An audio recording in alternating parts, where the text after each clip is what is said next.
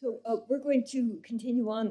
Kevin Cahill is not here, and so what we're going to do is combine the presentation on the Palace of Merenptah with the Nubian galleries. And so both Jennifer and Joseph will be giving that as a tag team, and then we'll conclude this session with Jennifer's reimagined settings for new funerary daily life galleries. So I'd like to echo Joe's gratitude for having us here. It's wonderful to be here, and we're excited to be able to share our plans with all of you.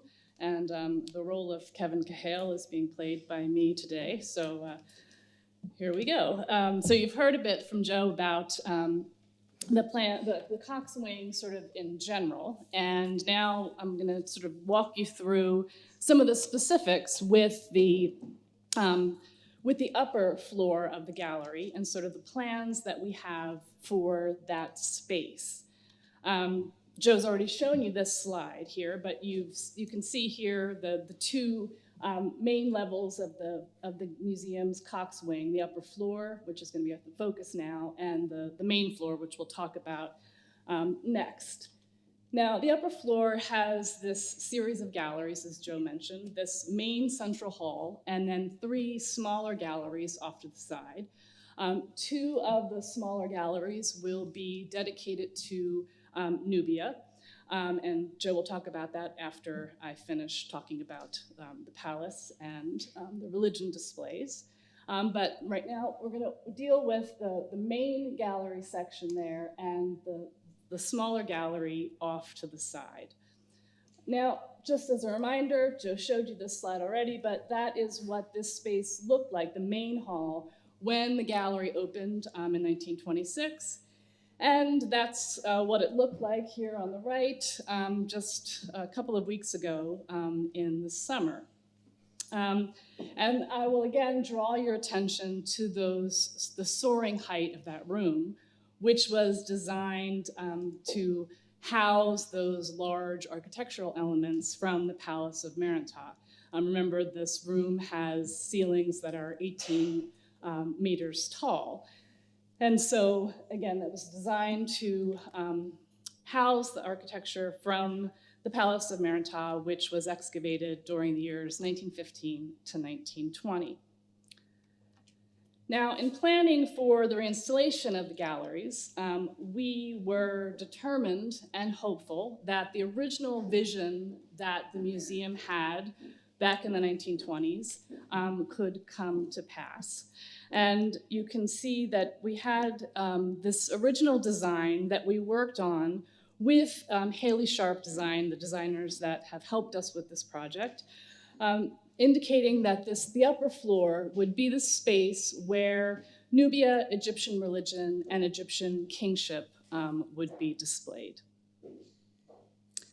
And turning now to the first side, the small side gallery here, this is the space that used to house our Secrets in Science exhibit, which is an exhibit that was dedicated to ancient Egyptian mummification, which we'll talk a bit more about in the next talk. This area is now dedicated to exploring ancient Egyptian religion, or more specifically, ways in which the king interacted with the gods. This is in contrast to the exploration of domestic cults and funerary religion, which is going to be explored on our lower floor. Now, one half of this gallery is going to be focused on sort of traditional Egyptian religion, while the other half of the gallery space is dedicated to the Amarna period. So you'll get sort of both experiences of Egyptian religion. Moving out into the main hall, our exploration of Egyptian religion continues with displays dedicated to the Egyptian temple, including this large red granite column from the Temple of Hereshef at Heracleopolis, in which we heard a lot about earlier today. Now, these temple displays take up the back part of the main gallery space, which is indicated on this plan with the blue circle. But the vast majority of that main gallery space, however, is going to be dedicated to the concept of ancient Egyptian kingship, and that's the area that's marked in yellow on this plan. And kingship is going to be explored in a variety of different ways in the gallery, from looking at the origins of Egyptian kingship to things like the signs and symbol of rule, the different crowns that the king wears, the ways in which the king's name appears, things like this, and explored through statuary, relief, other architectural fragments separate from the Merenptah Palace displays. One of the highlights of this kingship area is this colossal statue of Osiris, with the features of Ramses II on it, that was excavated at the site of Abydos by David O'Connor in the late 1960s. This piece was one of the last of large objects to come into the Penn Museum as a result of partage. And it has been on display in our galleries basically since its arrival in the late 60s.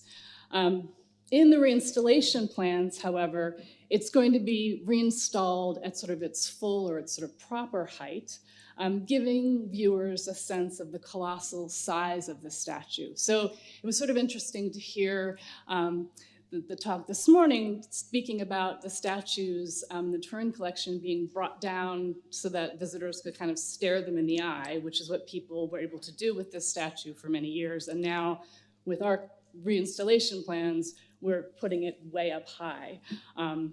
So I guess it's different ways of approaching things.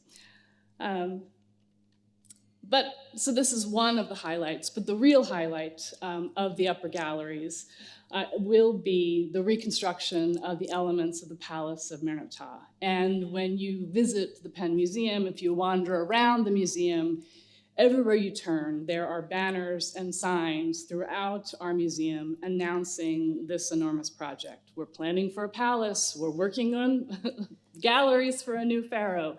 So you see this everywhere you go in our museum. Now, the archaeologist Clarence Fisher excavated at Memphis from 1915 to 1920. And he worked in an area highlighted in yellow there on the plan, adjacent to where Petrie had carried out his work several years earlier.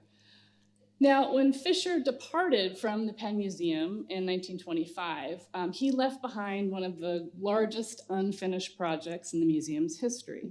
At the end of his work at Memphis, the Egyptian government assigned to the Penn Museum both thousands of small objects, as well as a significant group of limestone architectural elements belonging to the palace complex of the pharaoh Merenptah. Alongside these objects, the museum's archives also house all of Fisher's original archaeological records. Now, a century after these objects have arrived at the museum, the palace complex of Merenptah will be presented to future generations of museum goers in their own redesigned gallery space. Now, the palace displays will focus on Fisher's Memphis excavations, with emphasis on two specific areas. One will be the area of the Coronation Chapel and the South Portal, and the other will be the throne room, located within the palace proper. And here you can see views of Fisher's excavations in the area of the Coronation Chapel, with the jambs and columns still standing in situ. And here we have on the left Fisher's original plan of the area and a reconstruction done by Kevin Cahail, who was working on a full publication of Fisher's Memphis excavations. Now, this is how those jambs were displayed in the lower gallery space starting in 1926, with the highest parts of the jambs, which maybe you can see here on either side, displayed separately. So these parts here actually go up on the top there. And this was done, of course, due to the height restrictions in the lower gallery, and of course the weight restriction concern in the upper gallery. Now here, in comparison, is the design for the reinstallation, showing the jambs displayed at their full height, together with the columns that come from that same structure. Here is an elevation of that same display, and you can also see there will be digital label kiosks so that visitors can further explore the Memphis excavations and the palace complex. Here, this is a view giving you a view a little bit further back. We also plan to have sort of digital projections that will illuminate the relief on the jambs so that visitors can sort of understand the different scenes and different stories that are going on there. Now, the reconstruction of these columns is a very complicated project, as some of the drums are either missing sections or are too structurally unsound to bear the weight of the additional pieces on top of them. And this has led to ongoing collaboration amongst curators, conservation, various engineers, and we have had a number of very creative methods that have been used to sort of reconstruct the missing parts, everything from consultation with Fisher's original notes to the production of miniature 3D printed columns, to epigraphic drawings that were done on one-to-one models of the column drums that Kevin Cahail built in his living room, which were then turned into digital models, which will eventually be printed, milled, and then cast into concrete to be used to physically reconstruct the actual column. Now, the second palace story that we wish to tell in that main gallery space is that of the throne room of the palace. And this part of the exhibit is going to be in the area in yellow on the plan there. And here, just to sort of orient you at Memphis, you can see the location of the throne room of the palace and also vis-a-vis its position with the coronation chapel in that box, the rectangle in red there. In our collection, we also have additional elements from the palace, including doorways, windows, and other column elements. And here you can just see one view of one of the interior rooms of the palace, which is adjacent to the throne room. The throne room is marked in number 7 there on the plan here. I believe this might be the king's bathroom. Is that correct, what we're being shown here? Anyway. There are a number of different rooms that we have sort of reconstructions done, again, by Kevin Cahail. And here, the throne room itself, though, is the focus of this part of the gallery. And we have attempted to recreate, albeit on a modified scale, the sense of being in a royal throne room. Here you have a view looking from the area of the coronation chapel display down the gallery toward the area of the throne room display. And playing the role of the king here, there will be a large seated statue, not of Merenptah, but rather of his father, Ramses II. He has the central position in the throne room here. And using Fisher's original drawings of what the throne dais looked like, we've designed a sort of miniature version for our king to sit on. And the statue that we are using here is the statue of Ramses II from Heracleopolis. He plays the role of the king here in this new throne room. And you can see the statue as it was found, again, not at Memphis, but at Heracleopolis. And this is how the throne room display will look, with columns from the palace, various doorways and windows, and the dado decoration that you see on the wall with some of it there in color is based on decoration that Fisher found during his excavations. And just as a reminder, this is what the gallery currently looks like. And those large metal plates that Joe alluded to before are where those columns will sit. This has been and continues to be a massive conservation and engineering project. The elements of the palace that were on display are in need of tremendous amounts of conservation work. A lot of the early reconstructions that were done in the 1920s had to be removed and redone. And so this has been a massive job for our conservators. We have a separate conservation space off-site from our museum called our Conservation Lab Annex, or CLA, where a lot of the large architectural pieces, not only the Merenptah Palace pieces, but other large elements for the reinstallation are worked on there, where the conservators are able to work on these enormous pieces and do things like join them, do sorts of loss compensation on the various elements, use special kinds of equipment. This was a special column lifting feature that had to be specifically designed to be able to move the drums of some of the columns there. So that metal ring thing can be adjusted to move the different column pieces.